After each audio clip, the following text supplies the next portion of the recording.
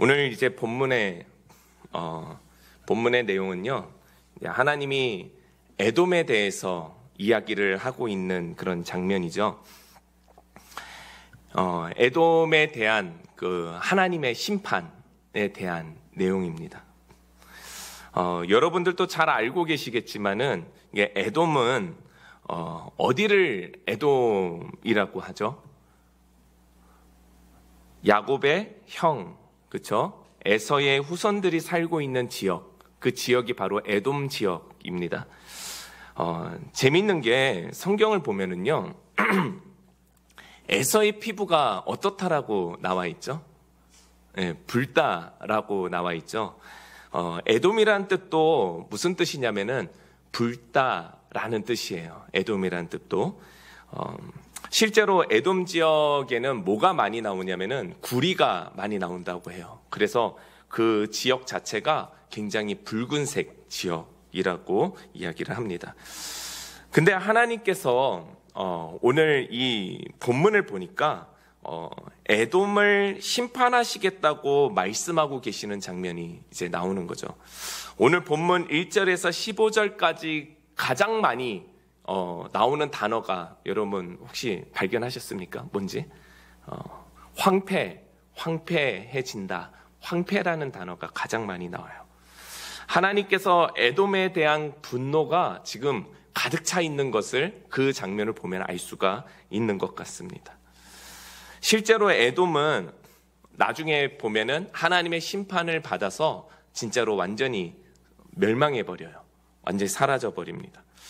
오늘 본문 3절부터 한번 보면서 나가면 좋을 것 같은데 오늘 3절을 한번 보겠습니다.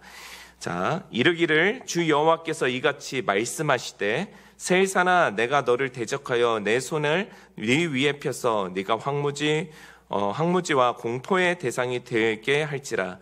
내가 내 성읍을 무너뜨리며 네가 황폐하게 되리니 네가 나를 여호와인 줄을 알리라. 네가 옛날부터 한을 품고 이스라엘 족속의 환난 때에 곧 제약의 마지막 때에 칼의 위력에서 그들을 넘겼도다. 그러므로 주 여호와의 말씀이니라. 내가 나의 삶을 두고 맹세하노니 내가 너에게 피를 만난즉 피가 너를 따르리라. 되게 무서운 말씀이죠. 이스라엘이 지금 이 말씀이 하나님이 에돔을 향해서 전해지는 이 말씀 가운데 이때에 이스라엘은 지금 어떤 상황입니까? 하나님의 심판을 이스라엘도 받고 있는 그 상황인 거예요. 에스겔 선지자의 22년간의 그 사역을 그 심판 가운데 사역을 하게 되는데요. 사역의 전후를 나누자면은 남유다 이스라엘이 이제 함락되는 그 초창기 바로 직전부터 함락된 후 이후까지를 나눌 수가 있습니다. 이스라엘의 타락과 이스라엘의 우상 숭배로 하나님께 이스라엘은 심판을 받고 있는 것이죠. 심판을 받는데 하나님은 바벨론을 통해서 이스라엘을 심판하고 계시는 거예요. 근데 에돔은 이스라엘이 심판을 받을 때에 어떻게 오늘 지금 3절의 말씀을 보면 알겠지만은 칼의 위력에 그들을 넘겼다라고 얘기하는 거예요. 그러니까 지금 이스라엘이 심판을 받고 있는 이 상황 속에서 에돔은 이스라엘의 편에 있지 않고 바벨론에 붙어가지고 이스라엘을 함께 이제 공격하는 그런 장면인 것이죠. 그러니까 얼마나 야비한 행동들을 에돔이 했었냐면요. 이스라엘이 포로가 되어서 그쵸 바벨론으로 이렇게 포로로 잡혀가는 그 상황이에요. 한번 연상을 해보세요. 수많은 사람들이 포로로 이렇게 가다 보면은 관리 감독이 잘 안 되면은 도망가는 사람들이 생길 수 있잖아요. 그렇죠. 뒤로 도주해 가는 사람들이 있으면은 에돔은 뒤에 숨어 있다가 도망가는 사람들을 이렇게 확 잡아가지고 바벨론에다 갖다 바치는 거예요. 그런 일들을 이제 했다라는 것이죠. 바로 그런 일을 했던 사람들이 에돔이었다라는 거예요. 뿐만 아니라 이스라엘이 바벨론에 인해서 막 무너지고 그 땅이 황폐가 되었을 때에 바벨론을 이용해서 어떻게 하려고 했냐면 이스라엘을 자기네 땅으로 만들기 위해서 온갖 짓을 다 하고 바벨론에 붙어 살았던 그런 민족인 거죠. 그래서 하나님께서 그 민족들에게 이제 말씀하시는 거예요. 내가 너희를 심판할 것이고 이스라엘을 내가 보호해야겠다. 예. 이렇게 선언하시는 거예요. 근데 왜 하나님께서는 에돔을 심판하시기로 마음을 먹었다고 혹시 생각이 드십니까? 그 말씀이 여기에 나와 있죠. 9절부터 한번 보겠습니다. 9절의 말씀을 보겠습니다. 너를 영원히 황폐하게 하여 내 성읍들에 다시는 거주하는 자가 없게 하리니 내가 여호와인 줄을 너희가 알리라. 네가 말하기를 이 두 민족과 두 땅은 내 것이며 내 기업이 되리라 하였도다. 그러나 여호와께서 거기 계셨느니라. 자, 10절 마지막을 보면은 뭐라고 나와 있죠? 그곳에 누가 계셨다고요? 여호와가 거기에 계셨느니라. 오늘 설교 제목이죠. 밑줄을 한번 쭉 그어 놓으셔도 좋을 것 같습니다. 여러분, 그 이스라엘이 지금 다시 말하자면 어떤 상황인가요? 땅이 완전히 황폐해진 상황인 것이에요. 바벨론의 공격에 의해서 하나님의 성전도 완전히 무너지고 지금 불타버렸어요. 그런데 하나님께서는 그 희망이 없는 그 이스라엘 땅 가운데 어떻게 하나님 뭐라고 말씀하시냐? 내가 지금 거기에 있다. 내가 그 황폐해져 있고 그 이스라엘의 사람들이 바벨론으로 끌려가고 성전이 불타 있고 그러나 내가 거기에 있다라고 지금 말씀하고 계시는 거예요. 다시 말해서 이스라엘은 지금 심판을 받고 있지만 하나님의 이스라엘을 향한 그 사랑이 전혀 꺼지지 않았다라는 것에 대해서 확증해 주시는 거예요. 하나님의 긍휼이 지금 이스라엘 가운데 있다라는 거예요. 하나님은 남은 자들을 남겨두시고 그루터기를 남기시는 하나님이시라는 거죠. 우리가 한 주를 살다 보면서 하나님 보시기에 안 좋은 모습들이 얼마나 많았습니까? 그런데도 하나님은 그럼에도 불구하고 우리를 구원하기를 원하신다라는 거예요. 하나님의 긍휼과 사랑이 그럼에도 불구하고 아직도 유효하다라는 것을 우리에게 이 본문을 통해서 말씀하고 계신다라는 거죠. 그래서 우리의 크리스찬들의 가장 기본적인 태도와 행동이 중요해요. 근데 그 태도와 행동이 바르게 되기 위해서는 우리 마음의 품은 마음이 굉장히 중요한 것이죠. 행위로서 우리의 마음이 변화되질 못해요. 하지만 마음이 변하면은 우리의 행동이 달라질 수 있는 것이죠. 하나님께서 우리를 긍휼히 여기시고 그럼에도 우리를 구원하시기 원하시기 때문에 그래서 누군가의 고통받고 누군가가 어려움에 빠질 때에 우리가 함부로 박수를 쳐서는 안 된다라는 것이죠. 함부로 그 사람들을 외면해서도 안 된다라는 것이죠. 그들을 위해서 어떻게 해요? 기도하고 그를 위해서 함께 울어주고 그의 영혼의 구원을 위해서 우리가 애써야 된다라는 것을 말씀하고 계시는 거예요. 그래서 사회의 구조가 굉장히 중요합니다. 세상은 보이지 않는 등급이라는 것이 존재해요. 아이들이 초등학교에 들어가면서부터 배우는 것이 뭐냐면은 줄 세우는 것을 배우게 돼요. 줄 세우기가 시작됩니다. 공부를 잘하는 아이와 공부를 못하는 아이, 이렇게 세상은 줄을 벌써 세웁니다. 줄을 선 아이들은 옆에 있는 친구가 친구로 보여지는 것이 아니라 경쟁 상대로서 인식하기 시작합니다. 우리가 지향하며 살아가는 그 세상은 경제만 있는 그런 세상으로 인식을 받고 교육을 받기 시작한다는 것이죠. 근데 사실 그렇지 않습니까? 우리 아이가 공부를 잘해야 하는 이유는 좋은 대학교를 가기 위한 것이죠. 좋은 대학교에 우리 아이가 들어가길 원하는 것은 좋은 대학교에 가서 안정된 직장에 취직하기 위한 거 아니겠습니까?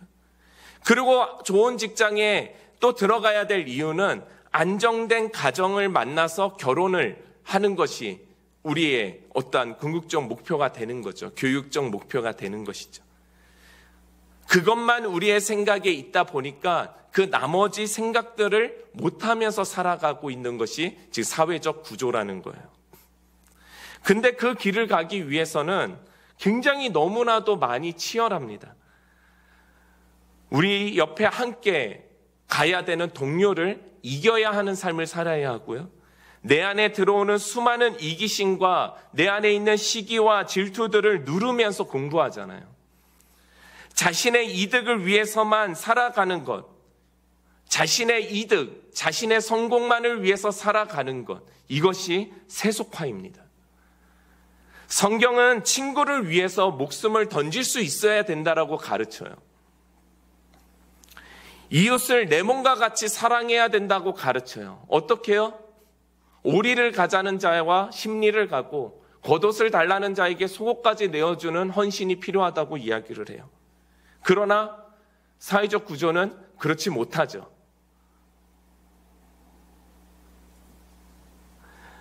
성경은 혼자가 아니라 이기적인 것이 아니라 상생해야 된다라고 이야기합니다. 기도의 공동체, 세속화에 저항하는 공동체를 이루어야 된다라고 성경은 이야기하고 있죠. 결국 이스라엘이 바벨론에 멸망한, 그러니까 하나님의 심판을 받게 됐던 가장 궁극적 목적도 사실은 빠르게 급속도로 변화된 이스라엘의 세속화 때문이었던 것이죠. 하나님을 섬겨야 하는 제사장들이 어떻게 해요? 동쪽을 바라보며 태양에게 절을 합니다. 이웃을 사랑하고 아껴야 하는 자들이 이웃의 돈과 재물을 탐하기 시작합니다. 남이 잘 되는 모습을 보고 질투하고 화가 내고 살인도 일삼습니다. 많은 사람들이 이런 이야기를 하는 경우가 있어요. 유럽의 교회가 무너진 이유. 많은 사람들이 그렇게 생각해요. 유럽이 이슬람을, 그러니까 그 나라의 그 종교를 이게 오픈하고 열림으로써 수많은 이슬람 사람들이 유럽 가운데로 들어왔잖아요. 그렇죠? 무슬림뿐만이 아니라 이슬람 사람들이 들어왔어요.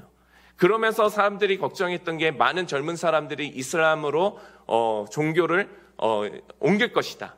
그리고 그들은 굉장히 레디컬하고 강력하기 때문에 굉장히 급속도로 유럽을 이슬람화 시켜버릴 것이다 라고 이야기를 하죠. 근데 이제 유럽에 있는 교회 지도자들은 다르게 보는 거예요.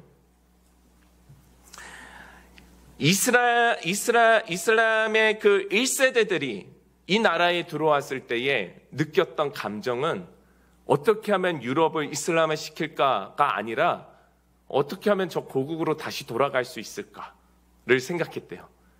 그리고 2세대들은 자신의 삶이 너무 바쁘게 살아가는 거예요. 이 자본주의 이 흐름 가운데서 너무 바쁜 삶을 살아가기 시작했다라는 거예요. 어쨌든 먹고 살아야 되는 문제가 있으니까요. 이제는 유럽의 3세대들이 이제 남기 시작을 했는데요. 그 3세대 이슬람인들이 지금 살고 가고 있는데 이들은 마지막으로 종교를 버렸다라고 이야기를 합니다. 그냥 그거랑 같은 거예요. 태어나 절은 한 번도 가본 적이 없는데 자기는 그냥 종교가 뭐냐라고 적어야 되는 아래는 그냥 그 뭐라고 그러죠? 절 말고 불교라고 이렇게 적는 거예요. 그럼 똑같아진 거예요. 3세대의 사람들이. 유럽 지도자, 종교 지도자들이 입을 모아서 말합니다. 유럽의 교회가 무너진 이유는 이슬람 때문이 아니라고. 세속화가 얼마나 무서운 거냐면은 그 강력할 것 같은 응집되어 있는 이슬람까지도 무너뜨린 것이 바로 세속화라는 거예요. 그래서 유럽의 교회가 무너진 것은 세속화 때문이었다는, 빠르게 변화되는 세속화 때문이었다라고 이야기하는 거예요. 바로 오늘 에돔의 모습도 하나님 보시기에 굉장히 세속적이었다라는 것이죠. 그들 마음에 어떠한 긍휼과 사랑이 없어요. 이스라엘이 잘못을 하고 하나님께 심판을 받는 중이라고 할지라도 그 상황을 이용해서 자신의 이득을 찾으려고 하는 그 에돔을 하나님께서는 분노하시고 심판하신다라는 거예요. 그래서 우리 기독교인들은 진짜로 정신을 똑바로 차려야 합니다. 우리가 세상 가운데 살아도 세속화에 저항하는 삶을 우리가 삶 가운데 살아가야 된다는 것이죠. 세상은 경쟁을 이야기한다고 할지라도 우리는 그 가운데 협업과 양심을 세상 가운데 보이면서 살아가야 되는 것이죠. 그러므로 진리이신 예수 그리스도를 세상 가운데에 우리가 그것으로 말미암아 증명해내는 삶을 우리가 살아야 된다는 거예요. 세상은 경제 이야기를 하고 주식 이야기를 하고 부동산 이야기를 할 때에 우리 기독교인들은 약자들을 위한 배분을 이야기해야 하고 나눔과 섬김을 이야기함으로써 예수님이 이 땅에 오셔서 베푸셨던 그 삶이 우리를 통해서 증명되고 예수님이 그리스도시며 하나님의 아들이심이 나타나는 삶들을 우리가 살아내게 될 때 이미 2000년 전에 승리하신 예수 그리스도의 진정한 승리가 이 지금 현재까지도 유지되고 있는 이 세상 가운데에 그 승리가 유효한 이 지정 가운데서도 나타나게 된다라는 거예요. 그래서 우리 마음 가운데 이 에돔과 같은 그 마음이 그 세속적인 마음이 없도록 우리는 경계해야 된다라는 것이죠. 대표적인 인물로 한번 다윗을 제가 한번 떠올려 봤습니다.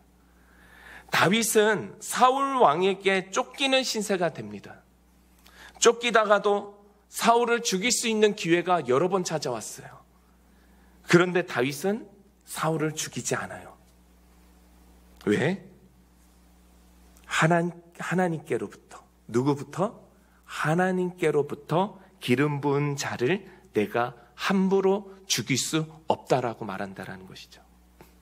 그리고 살려줘요. 뿐만 아니에요.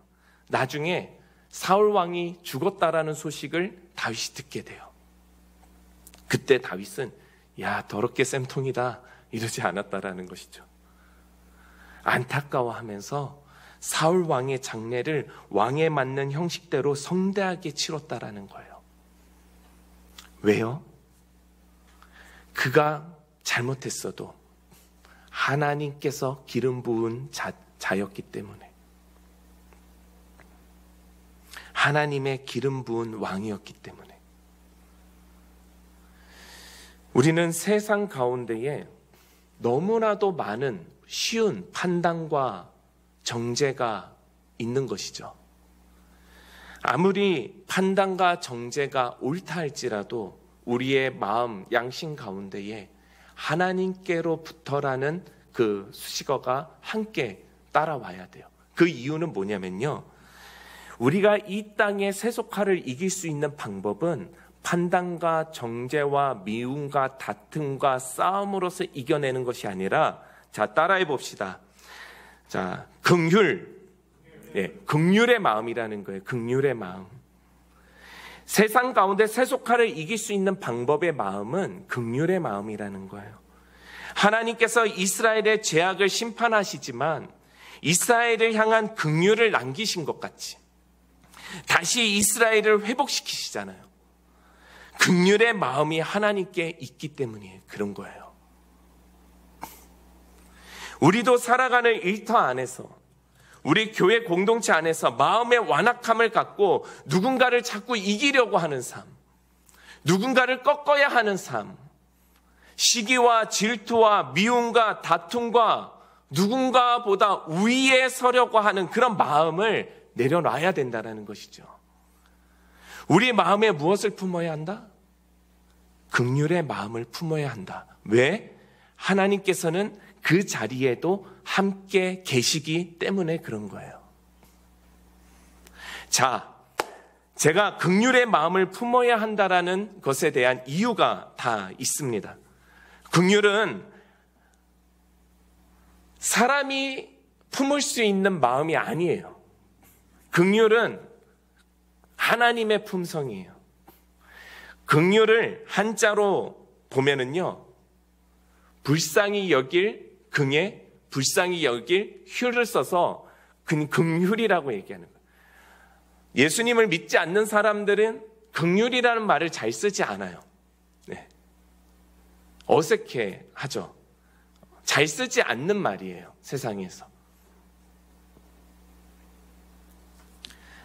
이 긍휼이라는 것은 하나님의 품성입니다. 세상이 감당할 수 없는 하나님의 마음이라는 거예요.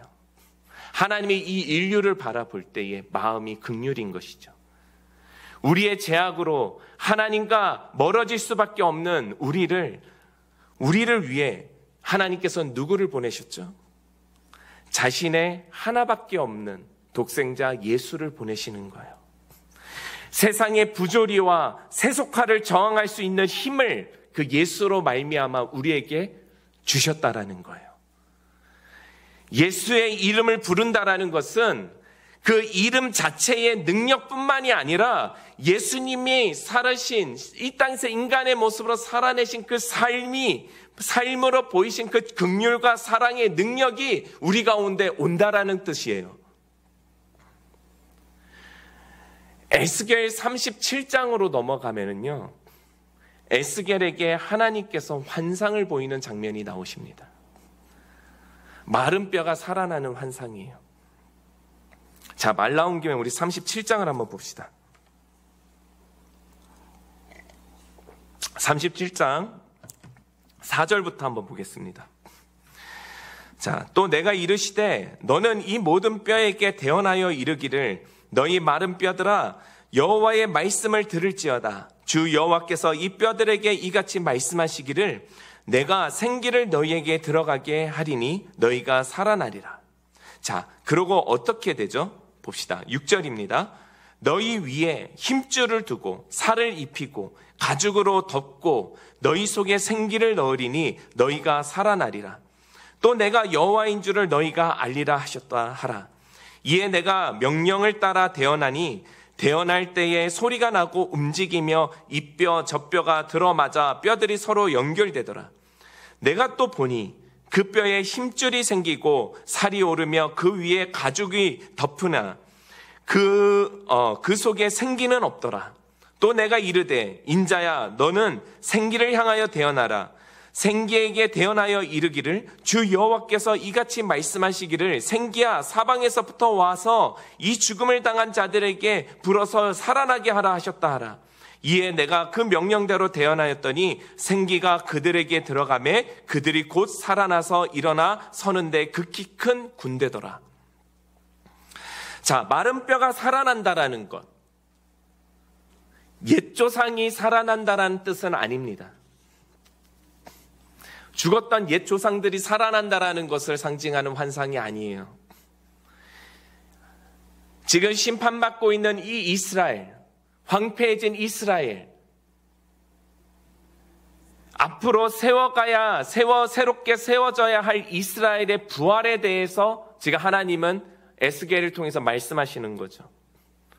태초에 하나님께서 사람을 만드시고 생기를 불어넣고 살게 하셨던 것과 같이 그 속에 하나님의 영을 두어서 정말 온전히 그 영으로 말미암아 순종하는 새 사람이 되게 하시겠다라는 하나님의 결심인 것이죠.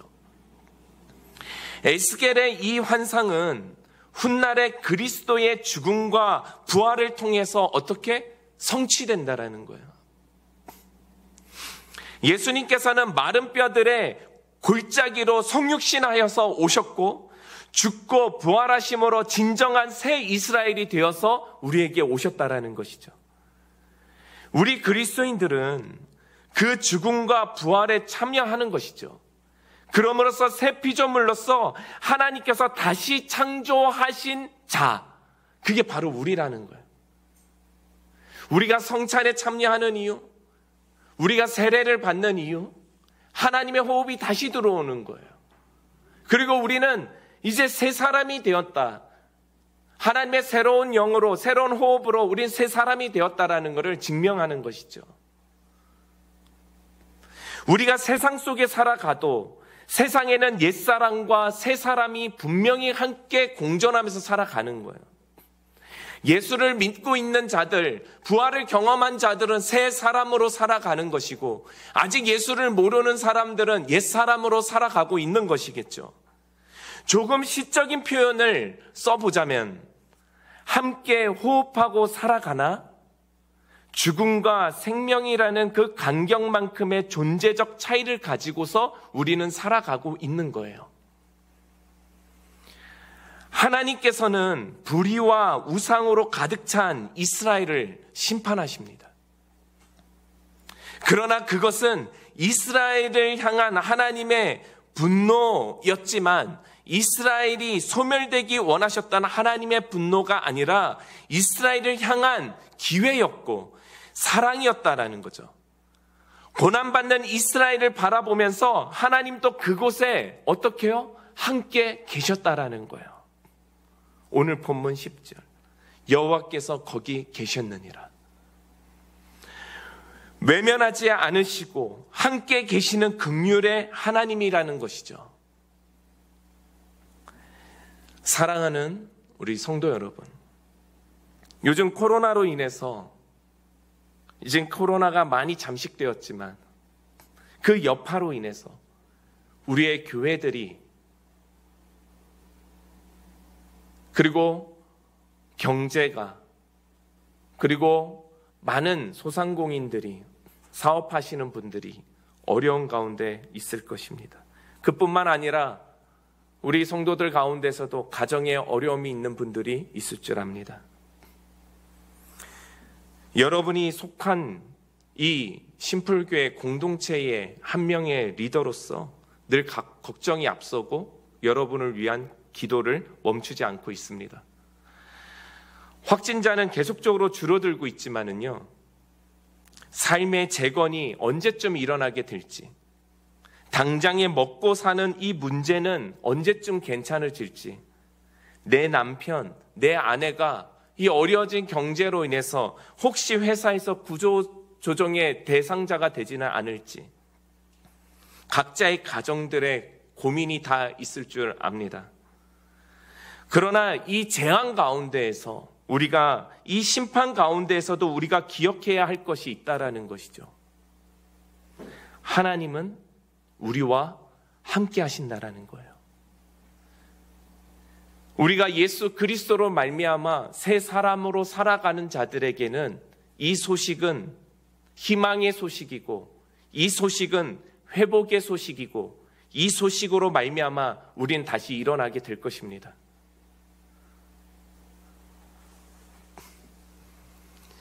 하나님은 우리와 함께 하심으로, 그리고 자신의 긍휼을 우리 가운데서 거두지 않으실 것이다.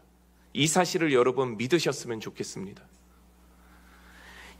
에스겔은 포로로 붙잡혀온 이 이스라엘 사람들과 바벨론에 함께 있었습니다.